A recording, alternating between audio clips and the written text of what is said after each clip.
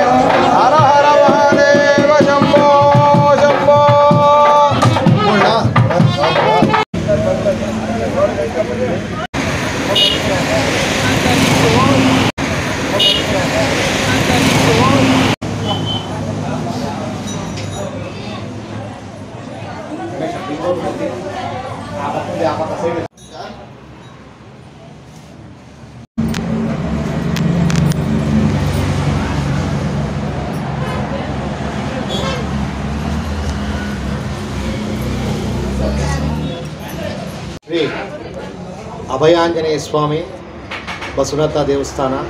ಈ ಸ್ವಾಮಿ ಇಂದು ಬೆಳಗ್ಗೆ ಸ್ವಾಮಿಗೆ ವಿಶೇಷವಾಗಿ ಸ್ವಾಮಿಗೆ ಕಳಾಭಿಷೇಕ ಮತ್ತು ಕುಂಭಾಭಿಷೇಕ, ಸ್ವಾಮಿಗೆ ವಿಶೇಷವಾಗಿ ಪಂಚಾಮೃತಾಭಿಷೇಕ, ರುದ್ರಾಭಿಷೇಕ, ಸ್ವಾಮಿಗೆ ವಿಶೇಷವಾಗಿ ಪಂಚ ಆರತಿಯಿಂದ ಸ್ವಾಮಿಗೆ ವಿಶೇಷವಾಗಿ ಮಹಾಮಂಗಳಾರತಿ ತೀರ್ಥ ಪ್ರಸಾದ ಇದೆ. ಈ ಸ್ವಾಮಿಯ ವಿಶೇಷ ಅಂತಂದರೆ ಇವತ್ತು ಪ್ರತಿಷ್ಠಾಪನಾ ಮಹೋತ್ಸವ ನಡೆದಿದೆ.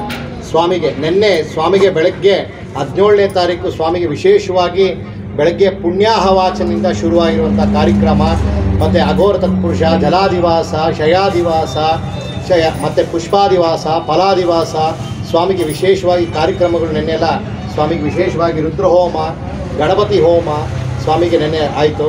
ಇಂದು ಬೆಳಗ್ಗೆ ಸ್ವಾಮಿಗೆ ವಿಶೇಷವಾಗಿ ಕಳಾಭಿಷೇಕ, 18ನೇ ತಾರೀಕು ಸ್ವಾಮಿಗೆ ವಿಶೇಷವಾಗಿ ಪೂಜೆ ನಡೆದಿದೆ.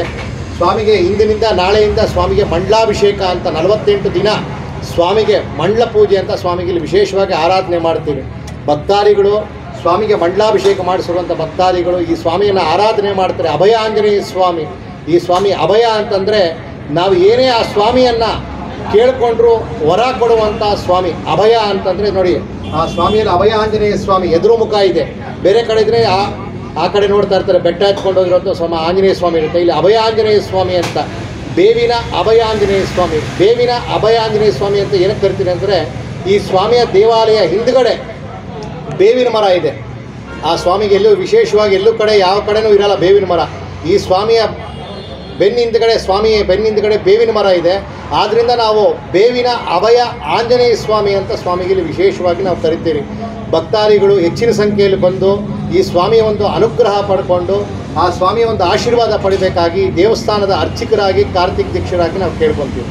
ಇದು ಇವತ್ತು ಪ್ರತಿಷ್ಠಾಪನೆ ಆಗಿದೆಯಲ್ಲ ಸ್ವಾಮಿ, ಒಂದು ಮುಂದೆ ಅಮಾವಾಸ್ಯೆ ಹುಣ್ಣಿಮೆ ಅಂದರೆ ಶನಿವಾರ ವಾರಕ್ಕೊಂದ್ಸರಿ ಅಂಥದ್ದೇನಾದ್ರು ವಿಶೇಷ ಪೂಜೆ? ಈ ಸ್ವಾಮಿಗೆ ಶ್ರಾವಣ ಮಾಸ ಬರುತ್ತಲ್ವ, ಶ್ರಾವಣ ಮಾಸದಲ್ಲಿ ಸ್ವಾಮಿಗೆ 4 ಶನಿವಾರ ಇಲ್ಲಾಂದ್ರೆ 5 ಶನಿವಾರ ಬಂದಾಗ ಸ್ವಾಮಿಗೆ ವಿಶೇಷವಾಗಿ ಪೂಜೆ ನಡೀತಾರೆ. ಅಮಾವಾಸ್ಯೆ ಹುಣ್ಣಿಮೆ ಸ್ವಾಮಿಗೆ ವಿಶೇಷವಾಗಿ ಇಲ್ಲಿ ಸ್ವಾಮಿಗೆ ಆರಾಧನೆ ಮಾಡ್ತೀರಿ. ಅವರು ಮನಸ್ಸಲ್ಲಿ ಭಕ್ತಾದಿಗಳು ಇಷ್ಟಾರ್ಥಗಳು ಏನಿದೆ ಅಂತಂದರೆ ಸ್ವಾಮಿಗೆ ಹರಕೆ ಮಾಡ್ಕೋತಾರೆ. ನೋಡಿ, ಉದ್ದಿನ ವಡೆ ಹಾಕಬೇಕು ಅಂತ ಹರಕೆ ಮಾಡ್ಕೊತಾರೆ. ಅನಾರೋಗ್ಯ ಸಮಸ್ಯೆ ಇರೋರು, ಈ ಕಲ್ಯಾಣ ಆಗಿಲ್ದಿರೋರು ಸ್ವಾಮಿಗೆ ಉದ್ದಿನ ವಡೆ ಹಾರ ಹಾಕ್ತಾರೆ. ಮತ್ತು ವಿಶೇಷವಾಗಿ 21, 48 ಆ ರೀತಿ 108 ಸ್ವಾಮಿಗೆ ಉದ್ದಿನ ವಡೆಯಲ್ಲಿ ಹಾರ ಹಾಕ್ಸ್ತಾರೆ. ಮತ್ತು ವಿಲೇದೆಲೆ ಅಲಂಕಾರ ನೋಡಿ, ವಿಲೇದೆಲೆ ಹಾಕ್ತಾರೆ ಸ್ವಾಮಿಗೆ. ಏನಕ್ಕೋಸ್ಕರ ಅಂತಂದರೆ ಬಹಳ ವಿಶೇಷವಾಗಿ ಆಂಜನೇಯ ಸ್ವಾಮಿಗೆ ಇಷ್ಟವಾದ ಪದಾರ್ಥ ಉದ್ದಿನ ವಡೆ ಮತ್ತು ವಿಲೇದೆಲೆ. ಆ ಸ್ವಾಮಿಯಿಂದ ಇದರಿಂದ ಆರಾಧನೆ ಮಾಡ್ತಾರೆ. ಅವ್ರ ಇಷ್ಟಕಾಮ್ಯಾರ್ಥ ಏನಿದ್ರು ಆ ಸ್ವಾಮಿ ನೆರವೇರಿಸ್ಕೊಡ್ತಾರೆ. ಆಮೇಲೆ ಇದು ಪೂಜೆಗಳು ನೀವು ಹೇಳಿದ್ರಲ್ಲ, ಬೆಳಿಗ್ಗೆ ಹೊತ್ತಾ ಇದ್ರೆ ಸಾಯಂಕಾಲ ಬೆಳಿಗ್ಗೆ ಸ್ವಾಮಿಗೆ ವಿಶೇಷವಾಗಿ ಸ್ವಾಮಿಗೆ ಬೆಳಗ್ಗೆ ದೀಪಾರಾಧನೆಯಿಂದ ಶುರುವಾಗುತ್ತೆ. ಪಂಚಾಮೃತಾಭಿಷೇಕ ಇರುತ್ತೆ. ಪ್ರತಿನಿತ್ಯ ಮಂಡಲಾಭಿಷೇಕ 48 ದಿನ ಸ್ವಾಮಿಗೆ ವಿಶೇಷವಾಗಿ ಮಂಡಲಾಭಿಷೇಕ, ಪಂಚಾಮೃತಾಭಿಷೇಕ ಬೆಳಗಿನ ಜಾವ 7 ರಿಂದ 9 ಗಂಟೆ. ದೇವಸ್ಥಾನ 12:30ವರೆಗೂ ಬಾಗಿಲು ತೆಗೆದಿರುತ್ತೆ. ಆಮೇಲೆ ನಿಮ್ಮನ್ನ ಸಂಪರ್ಕಿಸಬಹುದು ಏನಾದರೂ ವಿಳಾಸ ಮೊಬೈಲ್ ಸಂಖ್ಯೆ ಏನಾದರೂ ಇದೆಯಾ? ಹೌದು, ನಮ್ಮ ಹೆಸರು ಕಾರ್ತಿಕ್ ದೀಕ್ಷಿತರ್ ಅಂತ. ನಾವು ಕೋಲಾರಮ್ಮ ದೇವಸ್ಥಾನ ಪ್ರಧಾನ ಅರ್ಚಕರ ಸೋಮಶೇಖರ್ ದೀಕ್ಷಿತರ್ ಅವರ ಎರಡನೇ ಮಗನಾದ ಕಾರ್ತಿಕ್ ದೀಕ್ಷಿತರು. ನಮ್ಮ ಸಂಖ್ಯೆ ಏನಿದೆ 7619669263. ಇದಕ್ಕೆ ನೀವು ಪೂಜೆಯನ್ನು ಕೊಡಬೇಕಂದ್ರೆ ಈ ನಂಬರ್ಗೆ ಫೋನ್ ಮಾಡಿ ನೀವು ಪೂಜೆಯನ್ನು ತಿಳಿಸ್ಬೋದು.